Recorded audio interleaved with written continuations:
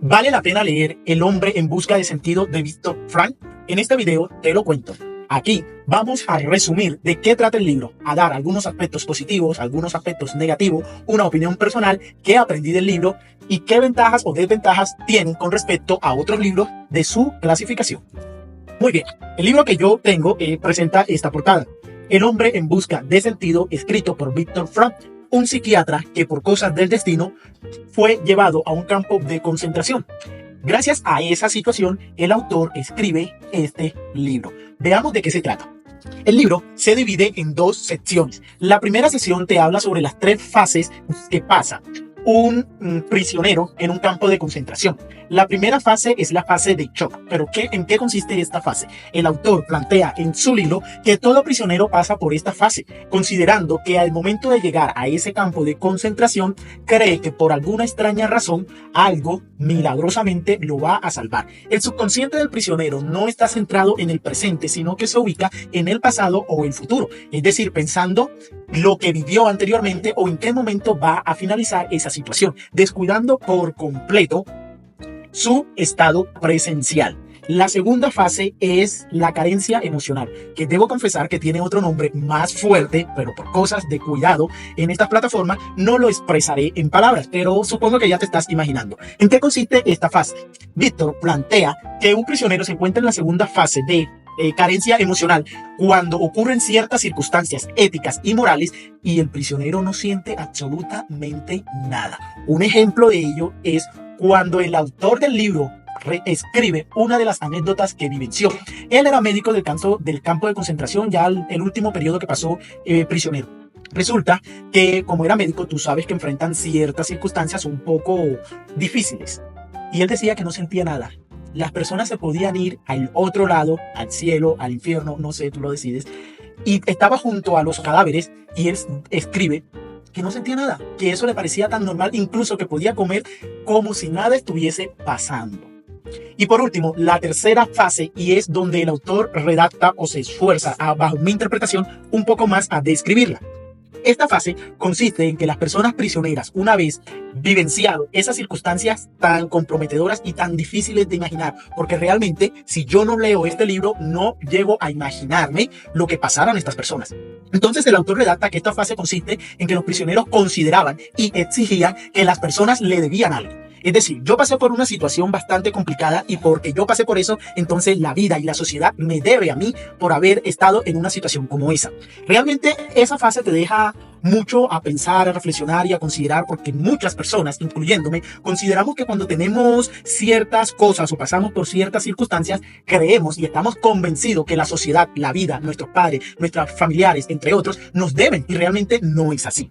Ahora bien, la segunda fase del libro te habla explícitamente de la logoterapia. ¿Qué es la logoterapia? La logoterapia es definida por Viktor Frankl como aquella que te ayuda o ayuda a las personas a sanar su interior mediante un sentido de la vida. Por supuesto, de ahí el título del libro, El hombre en busca de sentido. Lo bueno es que esta práctica psiquiátrica es implementada en algunos lugares del mundo. Listo. En esta fase, Víctor se centra a escribir cuáles son los principios fundamentales de la logoterapia. Pues como he mencionado anteriormente, Víctor era un psiquiatra. Y digo era un psiquiatra porque ya se fue con San Pedro en 1997. Vivió bastante tiempo. Bueno, ahora vamos con los aspectos positivos. ¿Qué aspectos positivos le encuentro a este libro? Es un libro que nos deja muchísimas enseñanzas. Reitero, le puedes sacar un provecho impresionante si lees disciplinadamente este libro. Te ayuda a reflexionar constantemente de las situaciones, de las cosas que tú tienes, cosas que aparentemente son insignificantes o que no valen nada.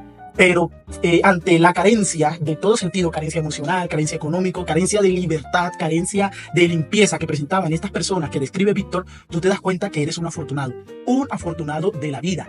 Tienes techo, tienes alimentación, tienes cama, tienes a tu familia, tienes a tu libertad, tienes una esperanza y un sueño por el cual cumplir o estás cumpliendo. Y eso te hace una persona afortunada. Créetelo, una persona afortunada. Si tienes mucho o tienes poco, pues lo tienes, cosas que no tenían los prisioneros en esa ocasión. Otro aspecto positivo del libro es que te deja una enseñanza. Y es lo que más recalco de él.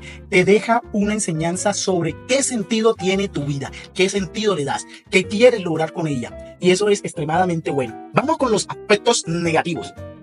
¿Qué no me gustó del libro? Es muy técnico. Les comento que a cada rato estaba yo leyendo bien entretenido y ¡puf!